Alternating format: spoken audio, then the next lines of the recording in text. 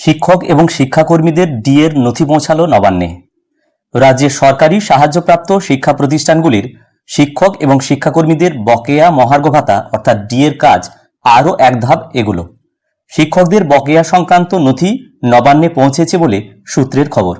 শিক্ষা দপ্তর সূত্রে খবর, চলতি সপ্তাহে বিকাশ ভবন থেকে এই নথি পাঠানো হয়েছে, যার আওতায় রয়েছেন অধ্যাপক, শিক্ষক এবং শিক্ষাকর্মীরা।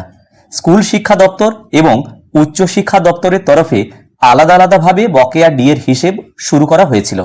বিভিন্ন বিশ্ববিদ্যালয়ের কাছে থেকে অধ্যাপক এবং অন্যান্য কর্মীদের কার কত মহার্ঘ ভাতা প্রাপ্য সেই সংক্রান্ত তথ্য সংগ্রহ করা হয়। সমস্ত তথ্য একত্র করে চূড়ান্ত হিসেব তৈরির পরে তা নবান্নে পাঠানো হয়েছে। নবান্নের সবুজ সংকেত পেলেই বকেয়া মহার্ঘ ভাতা সংক্রান্ত পরবর্তী প্রক্রিয়া শুরু হতে পারে। উল্লেখ্য, সুপ্রিম কোর্টের নির্দেশের পরই এই বকেয়া ডিএ মেটানোর পথে এগোচ্ছে রাজ্য সরকার। প্রশাসনিক মহলের মতে এই পদক্ষেপের ফলে স্কুল কলেজের শিক্ষক এবং শিক্ষাকর্মীরা বকেয়া ডিএ পেতে পারেন। বিকাশ ভবনের পাঠানো ফাইল অনুমোদন পেলেই পরবর্তী পদক্ষেপ শুরু হতে পারে বলে ইঙ্গিত মিলেছে। সুপ্রিম কোর্টের নির্দেশের পরই মুখ্যমন্ত্রী মমতা বন্দ্যোপাধ্যায় সোশ্যাল মিডিয়ায় জানিয়েছিলেন, রাজ্য সরকারি কর্মচারীদের পাশাপাশি শিক্ষক শিক্ষিকা, পঞ্চায়েত এবং পুরসভার কর্মী, সরকারি অনুদানপ্রাপ্ত প্রতিষ্ঠানের কর্মীরাও ডিএ পাওয়ার যোগ্য।